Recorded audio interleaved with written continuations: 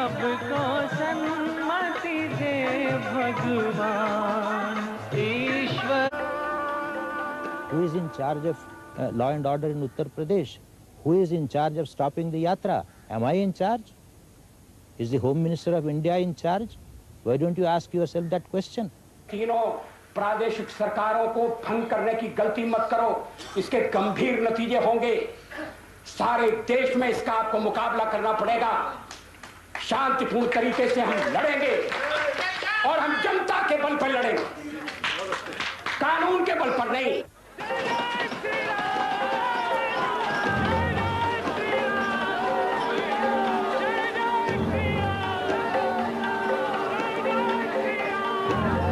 The press. Given that there wasn't any the day before, it was probably a silly question. But this was their reply. Do not provide you protection. We have got better jobs to do. You've got better jobs to do. Can you give me one instance? We've got to stop what's going on there. Are you being able to stop it? Are you trying? As I said, no comments again. They demanded to see the commanding officer at the Kotwali in the belief that a more senior official would give a more responsible reply.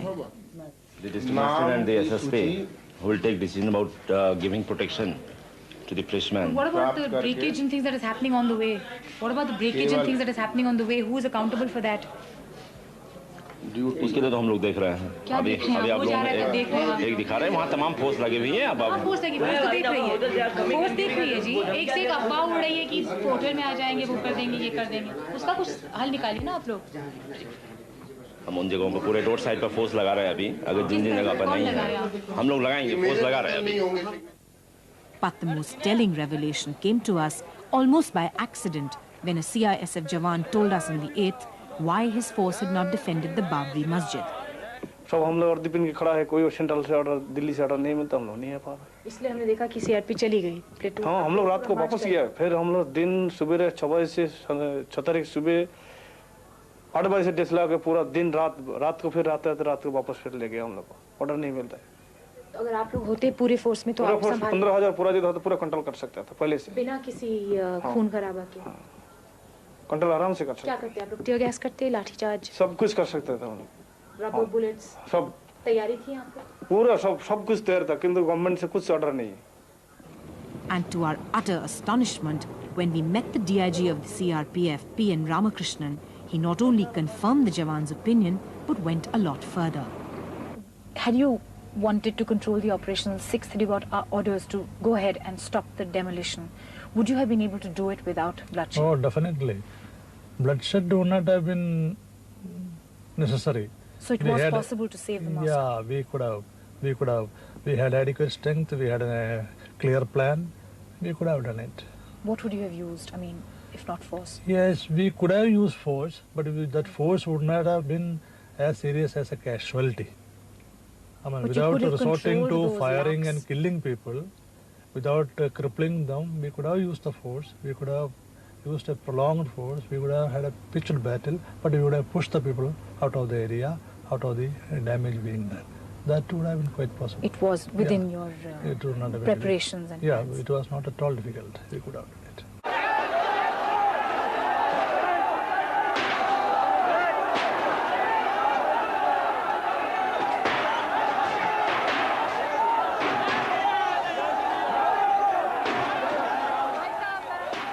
Hindu हैं लेकिन ये सोचते हैं कि एक मस्जिद को गिराना उससे बड़ा कोई गुनाह नहीं है, क्योंकि ईश्वर और अल्लाह एक ही होता है. तोड़ना इस तरह से तो शायद ठीक नहीं था, मगर होना था ये एक बार, तो हो गया अब तो. Well, of course it was a right thing. Well, according to me, yeah, I think it's a right thing to, of course, demolish the mosque. हमारी तरफ से तो बेकार हुआ है. अरे जो लोग कत्ले हो रहे हैं बेकार नहीं समझेंगे. It was totally wrong. That's not the way. I mean, this is not the way politics should play actually. And I don't like it. मस्जिद को तोड़ करके हमने राम के आदर्शों को ठेस पहुंचाई है.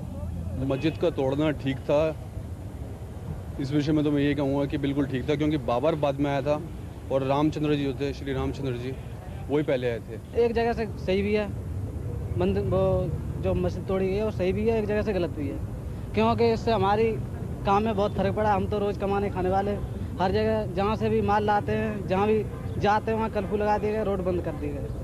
हमें आने जाने में परेशानी होती है. Whatever it is going on, it is altogether wrong. Whether it is a masjid demolished, you people, or either the mandir is demolished, we don't believe in this thing. We want peace all the time. This cannot be expected in a civilized country to break something just like this. It's a national necessity. That should have been done.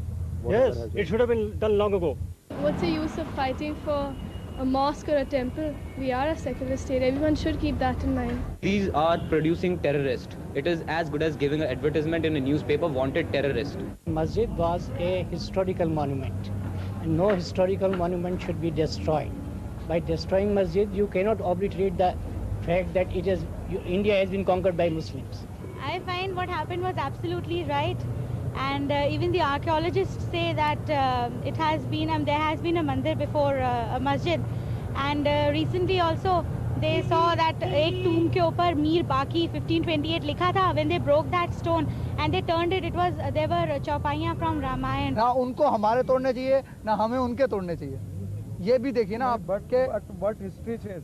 What history says. मेरी बात सुनिए, history को आप देंगे तो कुछ नहीं होगा. हिस्ट्री का कुछ नहीं है, हो सकता है शायद ना हो. ये तो कागजों के अंदर है ना. वैसे तो किसी ने नहीं देखा, ना आपने देखा ना मैंने देखा. नहीं ऐसे तो you have not seen even Ram. They have not seen Allah. Then this is a separate question. That's right. Then why argue on this? That's right. It's really shameful for all Indians, not only Hindus, for the act they have done. अगर आप ये कहें कि 1.5 लाख लोगों ने वहाँ मस्जिद तोड़ दी तो पूरे हमारे जो पूरी इंडिया के अंदर इस वक्त अप्रोक्सीमेटली 70 करोड़ तक हिंदू होगा. तो उसके चलते 1.5 करोड़ के चलते हम 70 करोड़ का नाक कटा हुआ नहीं मान सकते. तो ये एक स्टेप जो था, एक बेवकूफ़ी भरा स्टेप था कि वहाँ इकट्ठा करके भीड़ को उकसा दिया गया कि उस चीज़ को तोड़ दो. हिंदुओं का नाम तो ऊंचा है और ऊंचा रहेगा. जब हिंदुस्तान में भगवान के घर में भगवान कोई जगह नहीं है, अयोध्या में राम को ही घर में जगह नहीं है, तो फिर हिंदुओं के रहने का फायदा क्या है? पूरे हिंदुओं का भी सिर शर्म से झुक गया है. Do you think this has done proud to the Hindu religion as such? Yes. I feel ashamed that I'm a Hindu. हम लोग हिंदू हैं. हम लोगों ने हाथ में चूड़ियां नहीं पहन रखी हैं. बिल्कुल झूठ. आवाज दे. झूठ बोलते हैं, शर्म आनी चाहिए. नहीं आपको शर्म आनी चाहिए. You are political because you are journalist. देखिए मुझे बताया गया है कि. Do you think the BJP has been discredited by this? Definitely. क्या समझते हैं बीजेपी की भी नाक कटी है सर? अब बीजेपी इसमें भाग ले रही तो नाक तो कटेगी. भारतीय जनता पार्टी ने एक काम यही अच्छा किया है जो कि उसने हिंदुओं को एकत्रित किया है. उनके अंदर कुछ हिंदूवादी भावनाएं जो हैं वो भरी हैं. ये तो हिंदू तो बेकार हो गया था एक तरह से. Do you think the BJP has got discredited by what has happened? You can say 50% yes they have. इसमें जरूर बीजेपी को धक्का पहुंचा और न सिर्फ बीजेपी को, कांग्रेस को भी धक्का पहुंचा. बीजेपी का नाम नहीं होगा, बहुत अच्छा किया है. तो बीजेपी ने जो भी किया बहुत ही अच्छा किया है ये करके. All these things are indicate that the government is on a suicidal course. I regard the decision to rebuild the mosque. तो अडवाणी मुरली जो मनोहर जोशी इन लोगों को अरेस्ट किया है, ये सही हुआ क्या? ये सही है, उनकी सेफ्टी है इससे.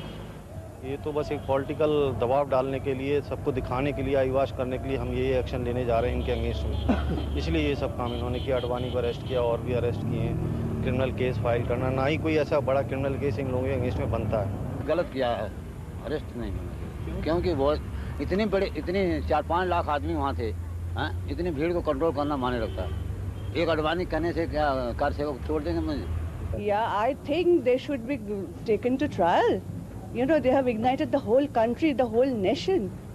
They are responsible for this. They should take the moral responsibility for this thing.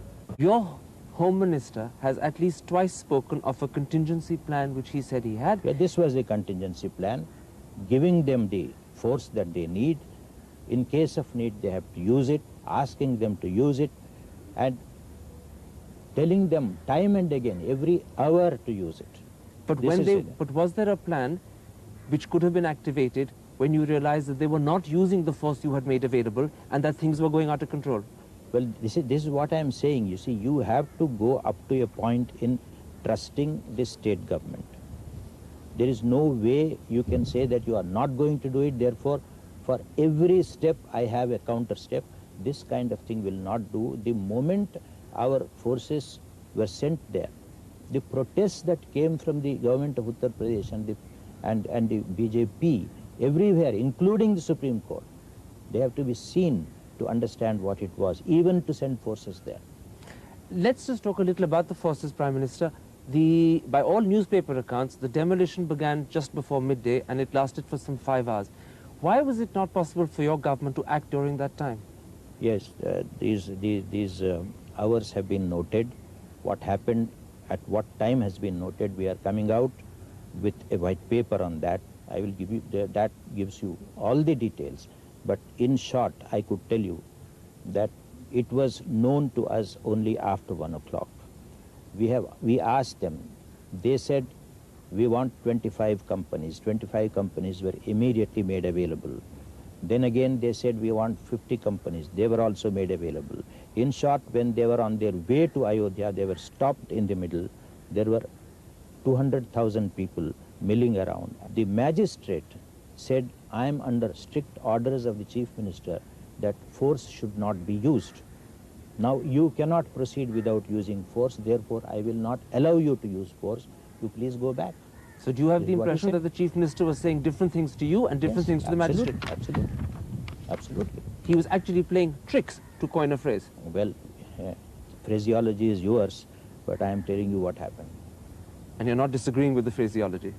Well, why should I? It is your phraseology, but so long as the substance is the same. One other thing, Prime Minister. The actual assault on the masjid proper began around midday, but your forces didn't clear it till some 16 hours later, although when they did so without loss of life. Why was that clearance, because that direct action not possible earlier? The man on the spot who was in charge of the operations said that they could do it in the night, not during the day, when still 150,000 people were milling around. He waited for the night and then made the assault. So the timing of the assault was decided by the man on the spot for strategic reasons? Yes. There's no political connection there not at all. whatsoever? Not at all. In fact, we were asking him to do it all the time, but he said, no, I will have to do it only in the night, after nightfall. Why did your government not stop the yatras that went on for a week prior, led by Mr. Advani and Dr. Joshi, when it was quite clear that they were whipping up emotions and creating tension? In this country, we don't stop yatras just for stopping them. Mr. Murli Manohar Joshi also went on a yatra, All India yatra. We did not stop. Everyone can go everywhere. I mean, there is no stopping this. And in fact, if we had stopped the yatras, we were not quite sure that things would not have worsened. I mean, he is a leader of stature. He is going. We think that he is going. I mean, he says he is going to control. He is also making fiery speeches. We know what is happening at the moment, at that moment. We are watching, but we cannot really stop the yatra. Have you ever seen a yatra where thousands and thousands of people are participating, being stopped? You mean a bloodbath there on that same spot? And how do we enter Uttar Pradesh? Who is in charge of law and order in Uttar Pradesh? Who is in charge of stopping the yatra? Am I in charge? Is the Home Minister of India in charge? Why don't you ask yourself that question? The yatra starts from Mathura. Mathura is in Uttar Pradesh. Law and order is the Uttar Pradesh government's job, not mine.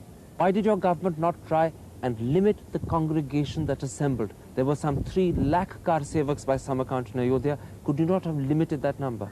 It did not work in 1990. But it could have been tried in 1992. No, it could not have been tried because you cannot stop people from going anywhere. You see, you do not know what they are going to do. The point is that if there is a yatra, if there is a religious fervor, somebody wants to go and do kar seva according to the definition given by the Supreme Court. It's not as if all kar seva was banned. The Supreme Court gave the parameters of this kar seva, and they were going to do just that. That is what everybody knew about the kar seva. How do you think anybody will stop or can stop any kar seva? Kar seva was very clearly delimited by the Supreme Court. What all you want to say is, I should have done it in spite of it. But what do you say to someone who hears you and says, he's given lots of reasons why he couldn't stop the yatras, he's given lots of reasons why he couldn't stop the congregation in Ayodhya growing to 5 lakhs, but in every case he seems to be pleading helplessness. I am that not the pleading Prime- helplessness at all. I am only saying that I am under the Constitution, acting under the Constitution. The moment I was able to act under the Constitution, I acted. One other concern that people have is, why did you arrest Mr. L.K. Advani and Dr. Joshi when a lot of people feel that this has perhaps given their party a cause to rally around? I don't care who is rallying around whom. I am absolutely certain that the leader who is responsible for a particular act has to be proceeded against. Do you think that the arrest of people like Mr. Advani and Dr. Joshi was an essential bridge and indication to the Muslim community that we will treat this sort of behavior seriously? Well, it was not an indication, it was the performance of a duty. Indication is secondary because we don't arrest people just to indicate something. That's not done. Arrests are not carried out with such motivation. The motivation is, the reason is that they have to be arrested under the law. They have done something which they have to pay for in terms of legal proceedings. How do you respond to the deep feeling of betrayal and insecurity that many Indian Muslims today feel? I too feel the same kind of betrayal has happened, not only to them, not only to me, to the whole nation. I have all sympathy and love for them.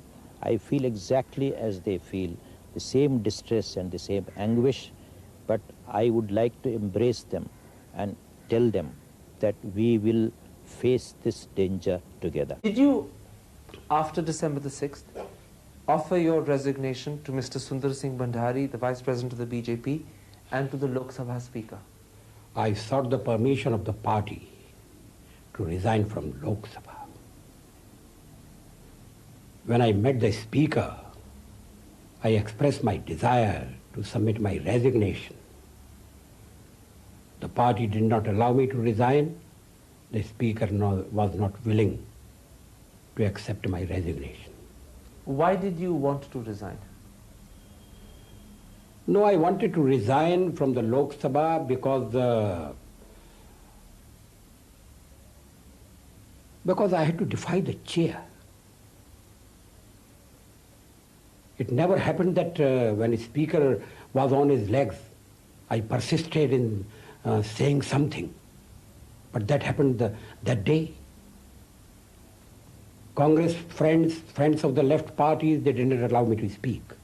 The Honorable Speaker wanted me to make my submission.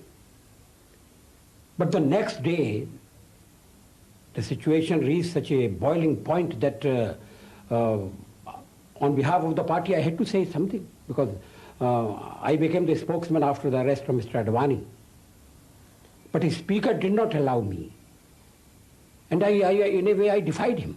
So you were resigning from the Lok Sabha in protest against the Speaker's refusal? Not in protest, to express my regrets that such a situation, I was confronted with such a situation that I had to defy the chair. Why did you submit your resignation to Mr. Bhandari? Were you also resigning from the party? No, I was not resigning from the party. I was resigning from the national executive. Why were you doing that? No, because of differences on the Ayodhya issue. What sort of differences? No, what happened on 6th of December at Ayodhya should not have happened at all. And we could not control those who assembled at Ayodhya. It was a failure on our part. We have expressed regret. But I thought that I was also responsible for creating an impression in the country. I had addressed a public meeting at Lucknow jointly with Advani ji and Joshi ji. I had given a clear assurance to the people that the disputed structure will not be demolished. But it was demolished. I wanted to express my regrets, agony, anguish. That's why I tendered resignation. You also spoke of differences within the national executive. What sort of differences? No, I don't discuss party matters in public. All right. Why did you allow them to persuade you to withdraw your resignation? No, because when I saw that party was sharing my view, and top leaders of the party, even top leaders of RSS, they came out with public statements regretting what had happened at Ayodhya, then I decided not to pursue with it. Did you say the party shares your view? We view that what happened at Ayodhya was regrettable, but was unfortunate. They don't describe it in the terms in which you describe it. There is a fundamental difference of quality. No, I don't think there is any fundamental difference. The terminology is the same. The party is anguished? Party regretted. And is anguished, as you said? No, that may be my personal feeling, but there the are party people. accepts a failure, another one of your words? Yes, to maintain discipline, to keep the flock together, yes. Let me put it differently. Are you happy that they succeeded in persuading you not to resign? No, I don't propose to reply to that question. Whether I'm happy or unhappy, that is not very important. Sounds as if you're unhappy. It's very easy to say I'm happy. I wish it were so simple. It's not so simple. So you are unhappy. Please put another question. Mr. Vajpayee, what are the sort of things that make you unhappy as a party man?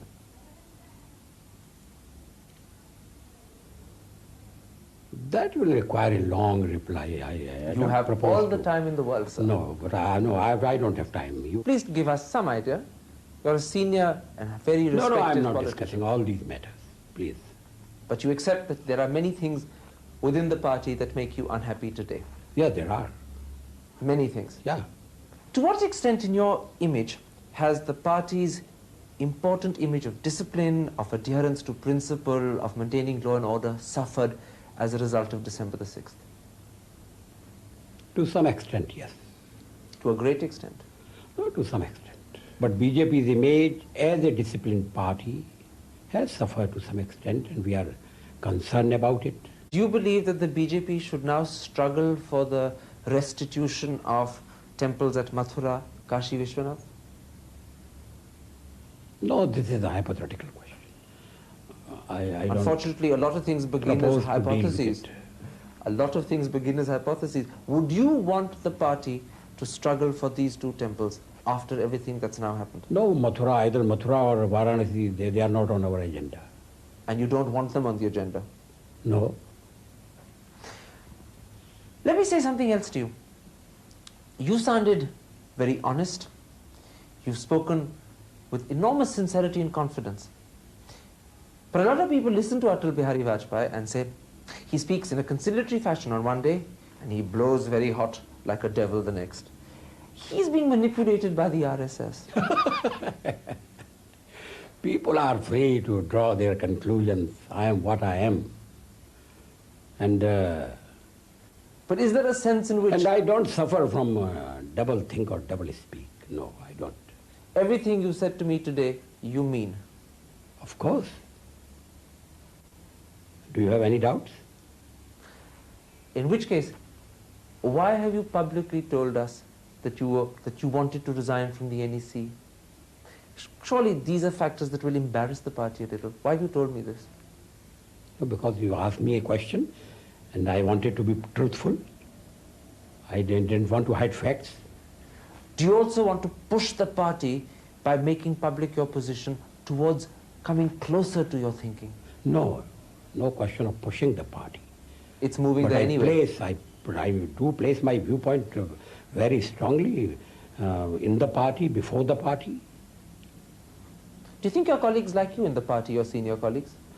You direct that question to my colleagues. In which case, my last question, Mr. Advani. Mr. Advani? My apologies, a Freudian slip. In that case, Mr. Vajpayee, is there any chance of your wanting to resign from the National Executive or Parliament again in the foreseeable future? Can you see anything happening that might make you want to resign again? No. You're going to stay in the National Executive for the foreseeable future? Yes. Mr. Vajpayee, thank you very much. Thank you. What about the fact that the Pakistan High Commission in Delhi has been flying its flag at half-mast? What do you say about that? About what? They have flown in the capital of India, their flag at their High Commission in Shantipat at half-mast. I must check on that. I must check on It that. was done as a deliberate attempt to show sympathy with the Muslim community in India for what happened. It doesn't have, it But it's doesn't an have to interference be in Indian affairs. half-mast. I mean, it is being done everywhere by Pakistan. Pakistan is heading this campaign. Everyone knows that. Do you as Prime Minister of India resent the fact that they are using this politically? Of course, I resent it. I have expressed it several times. I have made it absolutely clear that this is not on, but this is going on. This is what the unfortunate part is. One last question, Prime Minister. You spoke about duty, but when you first came to office as Prime Minister, you defined your duty as putting India's economy back on the rails. Yes. And you did so by launching some of the most far-reaching economic reforms. Now it's widely believed, in the light of what's happened, they've either been shelved or they've been forgotten about or derailed. Is that so? Well, I think none of these is true, neither derailed nor shelved nor forgotten. The only thing is you have only one event that hits the headlines. No event hits the headlines always. I mean, today Ayodhya has hit the headlines. After a few days, it will no longer hit the headlines. We will go back to our economic program. In fact, the economic program is on. There has been no interruption whatsoever. So all the speculation is unfounded? Absolutely unfounded. You say after a few days, so can you give me an indication, will we see economic reforms before the year is out, more economic reforms? Well, what I am saying is the process of economic reforms has not stopped. It will not stop, because once you do the essentials, there is not very much more to do. You have to do a few things here and there by way of maintaining the pace, etc., which is being done. But that is not noticed, because that becomes routinized. But you're still committed to things like an exit policy, to freeing the exchange rate, to all those greater matters, financial reforms of banks. Yeah, all those matters are being examined. You see, there is no such thing as an exit policy properly so-called. What we are doing here through the National Renewal Fund is to see that wherever it is necessary to bring a particular industry back to health, we take several measures. Out of those measures, reduction of the workforce is one. And when that happens, we will have to see that it is done with a human face. We will have to see that no one is thrown on the street without a job in this country. That should not happen. And that aspect is being taken care of. My last question, Prime Minister, addressed particularly to those who are supporters of yours. They look at you and they say, the Prime Minister's in a no-win situation. If he is strong and tough with the BJP, he could polarize the situation and make matters worse. If he doesn't take strong action, he'll lose the Muslim community. I am not in a no-win situation. I am not really out to win communities. I am out to do my duty, and that is the duty of secularism. I have to see that this country is held together. I do not really calculate what is going to happen tomorrow. I am calculating what is to happen in the long run, and that is my real concern. This India should remain, should live forever for the coming generations. And the That's Congress what I'm Party working for. And the Congress Party is behind you. The Congress Party is solidly behind this. The cabinet as well. The cabinet, the Congress Party, every congressman in this country is behind this. No one wants anything else done or anything different done. In which case, there is no question of Mr. Narasimha Rao resigning as Prime Minister of India. Why should I? There is no question. No question at all. You will finish your full 5-year term? Of course I will. I will. Prime Minister, thank you very much indeed. Thank you.